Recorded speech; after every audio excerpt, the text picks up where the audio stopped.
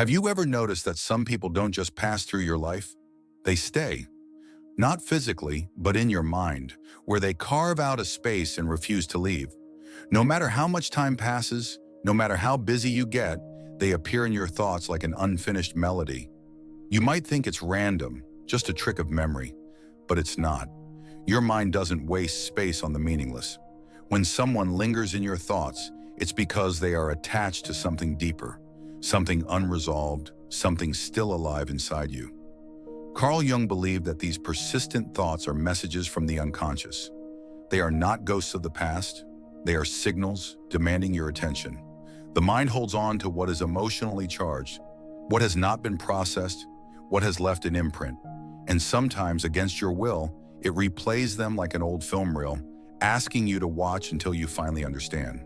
Think about it. Why do you still think about that one person from years ago? Why does their name pop into your head in quiet moments? Why do their words echo in your mind long after they're gone? It's because a part of you is still in that moment. The unconscious does not obey time the way the conscious mind does. It doesn't care if it's been months or years. If something was left open-ended, unfinished, or emotionally intense, it stays. It waits. It reappears when you least expect it. Not to haunt you, but to tell you something. Jung's concept of the collective unconscious suggests that we are all connected by something deeper than our individual experiences. Some people don't just touch our lives, they become woven into the fabric of our psyche. They leave a mark not just as memories, but as symbols. Their presence in your thoughts isn't random. It's a message, and sometimes that message is tied to an emotion you haven't fully confronted. Love, regret, longing, resentment. If someone is constantly appearing in your thoughts, ask yourself, what is unfinished here? What haven't I faced? The mind fixates on what matters. That's why a single song can pull you back to a specific moment. That's why a familiar scent can make your heart ache. Your brain doesn't just store memories, it stores emotions. And when something triggers those emotional clusters, everything floods back. So if someone still lingers in your mind, maybe the emotional thread connecting you to them was never fully cut. Maybe they are more than just a person from your past. Maybe they are a mirror. Jung believed that the people we fixate on are often projections of something within ourselves. We see in them what we do not yet recognize in ourselves. Have you ever idolized someone only to feel disappointment when they turned out to be human? Or felt an intense dislike towards someone even though they did nothing to justify it? That's because sometimes the people who stand out in our minds are not them. They are us. Psychological projection is the act of unconsciously attributing to others the traits, emotions, or conflicts that we fail to acknowledge in ourselves. It's like a movie screen. We project onto others what we do not want to see within. That person you can't stop thinking about. Do they embody a quality you secretly wish to develop? A confidence, a freedom, a charisma you admire but do not yet claim as your own? Or do they reflect something uncomfortable? An aspect of yourself you struggle to accept? The shadow, as Jung called it, is the hidden part of our personality, the emotions, desires, and impulses that we were taught to suppress. We like to believe we know ourselves fully, but the truth is, much of who we are operates beneath the surface. And when we encounter someone who stirs something deep within us, they may be activating a part of our shadow. That's why certain people seem to haunt us. They represent something we are trying to process. Your mind doesn't hold on to random people. It holds on to those who serve as mirrors. But projection doesn't just shape our thoughts about individuals, it shapes our entire worldview. If we carry deep insecurities, we assume others are judging us. If we struggle with self-worth, we believe others are superior. If we have unresolved wounds, we relive them in new relationships, replaying the same patterns over and over. Understanding projection allows us to take back the pieces of ourselves we've given away. The people we admire, the people we resent, the people we can't stop thinking about, they all hold up a mirror. The key is to stop looking outward for answers and start looking inward. But what about emotional bonds? What happens when the connection is not just psychological, but deeply felt? Some people don't just come and go. They leave a mark. They shape who we are. They change us in ways we don't always recognize. And sometimes they never truly leave. Even when we tell ourselves we've moved on, their presence lingers. Why?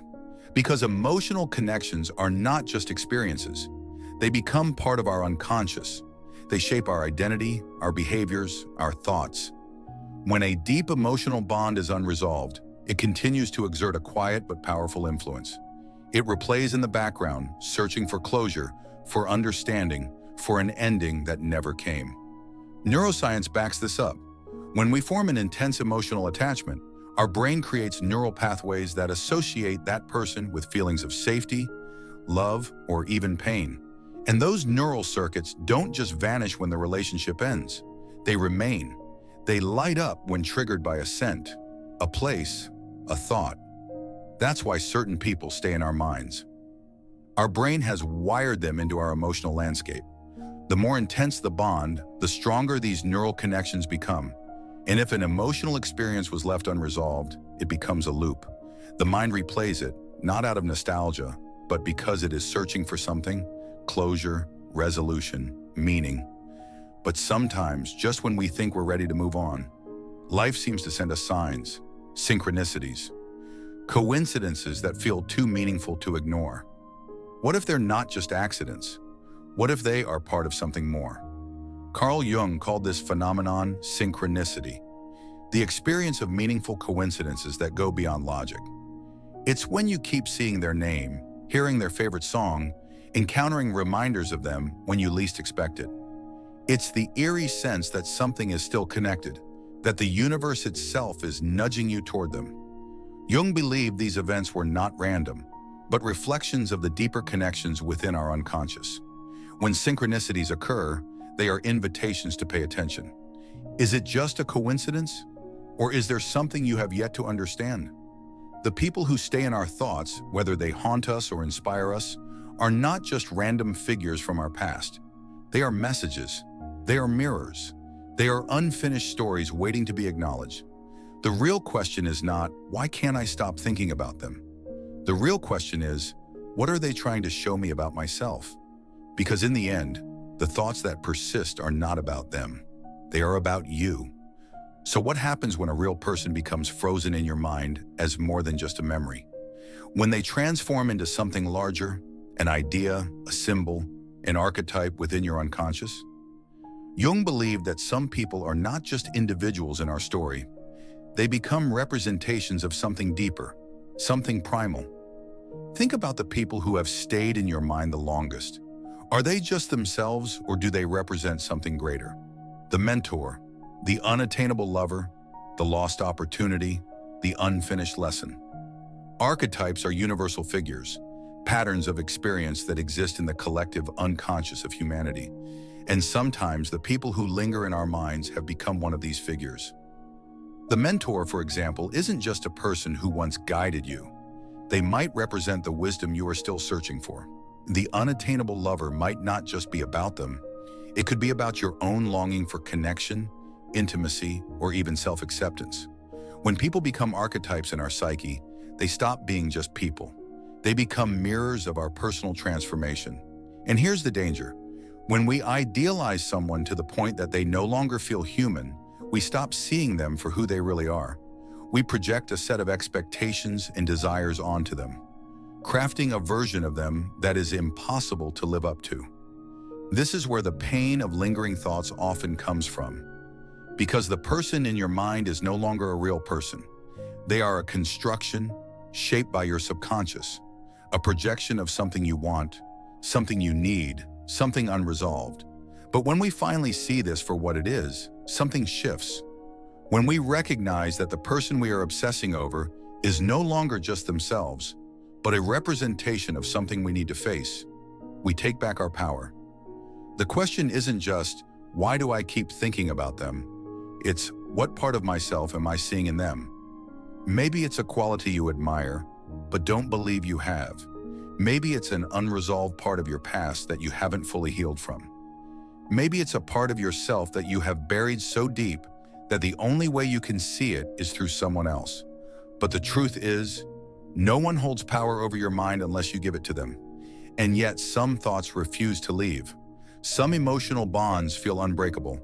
Even when we consciously try to move on, Even when we rationally understand that we should, the attachment remains. This is because emotional connections are not just thoughts. They are embedded into our psyche. They shape our nervous system. They exist beyond logic. Our brain, in its complexity, forms emotional patterns that are wired into our very being. That's why people don't just disappear from our minds. And the stronger the emotional charge, the harder it is to let go. So how do you free yourself? How do you let go of someone who has become an unconscious pattern? The first step is to understand this. Letting go is not about forgetting. It's about integration. It's about allowing yourself to feel, to acknowledge, to process, so that the energy no longer controls you. What does this person represent? What lesson do they carry? What is it that your mind is asking you to see? Journaling, reflection, therapy, deep self-inquiry. These are the tools that help you cut the emotional thread, not by force, but by understanding. Because the mind does not let go of what is unresolved. But once something is fully understood, fully processed, it no longer needs to haunt you. And then comes detachment. Not the cold, indifferent kind of detachment that pretends emotions don't exist, but the kind that says, I see you. I acknowledge what this was, and now I release it. Mindfulness is one of the most powerful ways to detach. When you observe your thoughts without reacting to them, without feeding them more energy, they begin to lose their grip. Rather than getting pulled into the narrative of why they left, what could have been, or what they meant, you simply watch. And in time, the weight of their presence begins to fade. But sometimes, just when we think we are letting go, life plays its tricks. Synchronicities appear. You hear their name. You see their favorite book in a store window. A song you associate with them plays in an unexpected place. And you wonder, why? Is this just a coincidence? Or is it something more? Jung believed that these meaningful coincidences, what he called synchronicities, are reflections of an unseen order in our lives. They happen when the unconscious mind aligns with the external world in ways that feel too precise to be chance.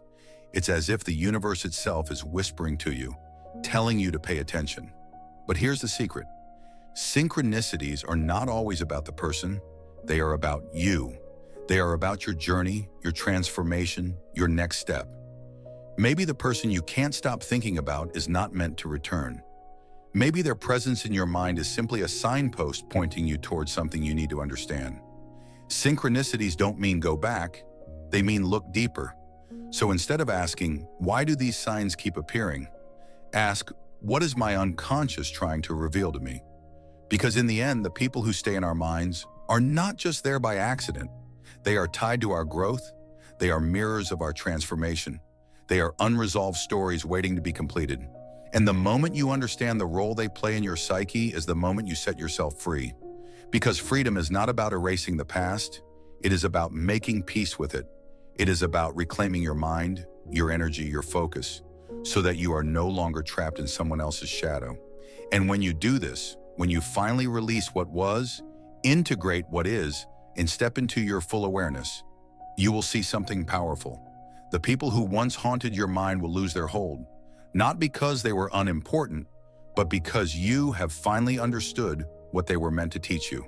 And that, more than anything else, is what allows you to move forward, not with regret, not with longing, but with clarity, with strength, with a mind that is finally your own. Make sure to subscribe to the Mind's Mirror channel. Don't forget to hit the like button. Share this video with those who need to hear this truth and stay tuned for new content every day together. Let's continue the journey toward understanding growth and the pursuit of a more powerful life.